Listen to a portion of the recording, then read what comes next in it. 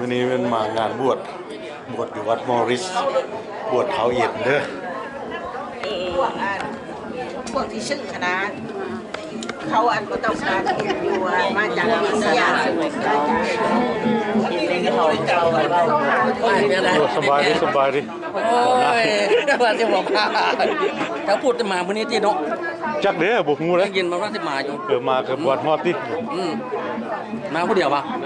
เอาผู้เดียวขึ้นไปการโอ้ไปการเนาะเจ้าเลี้ยท่ายแล้วมันยังปะยังบวชลีท่ายเอาซิกเด้เอาซิกโอ้ยเอาซิกเด้มาลิ้นน้ำมูกก่อนวะเพื่อเดียวปีนึงเพื่อเดียวแม่เลยถ่ายงูให้เพื่อนก่อนเด้อ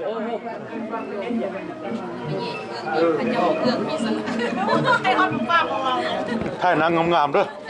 ถ่ายเอดิสออกตัวโมเมนต์สิถ่ายหรือสิโพสรถเนาะกอมี6กองเด้อนี่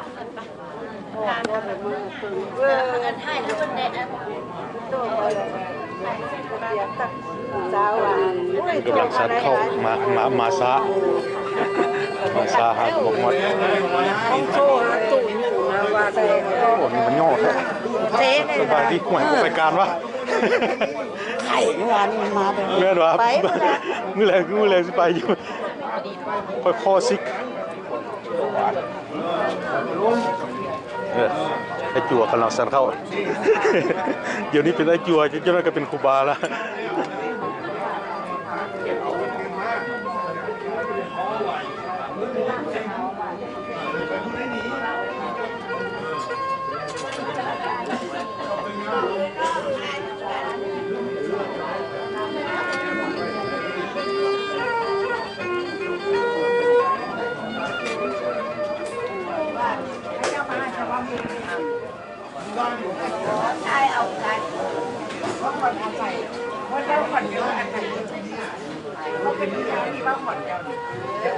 เราอะไรกินไอ้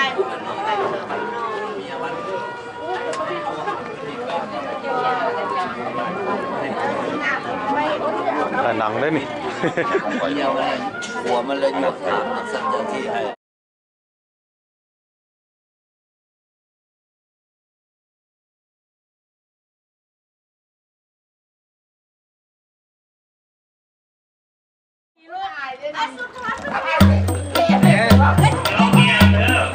ฟังเกี่ยวกับจะได้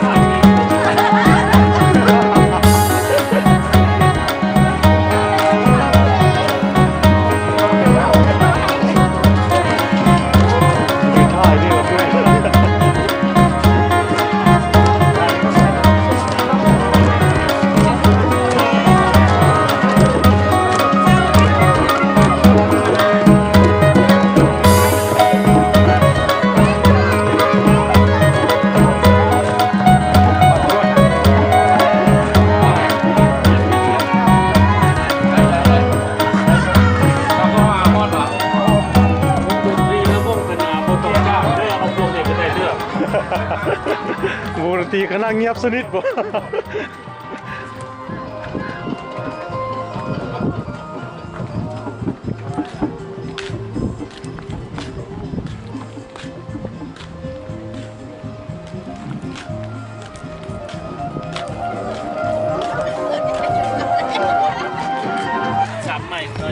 Yesterday, I had to read a picture of my grandma. Why? So I took a picture of my grandma. I'll show you what I wanted to say.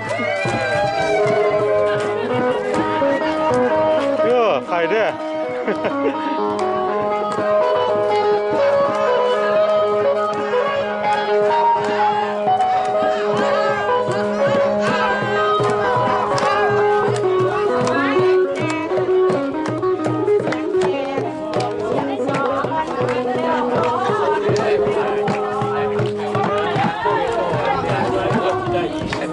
ความโลภมันมาโลภลอยเนี่ยอย่างไรที่บ้านใช้ว่าความโลภอะไรมาบ่น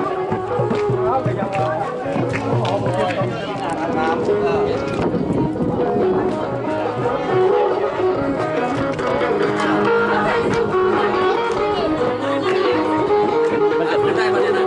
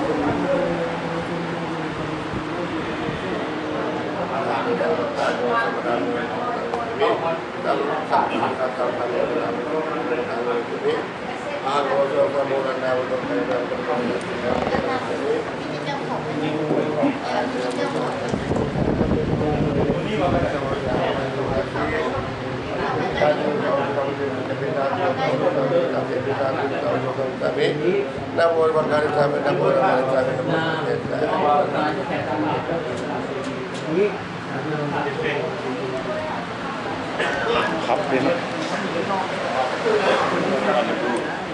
แป้งทำไมเนี่ยแป้งอย่างนี้แล้วพวกมึงยิงกันนอกอยู่วันดูดี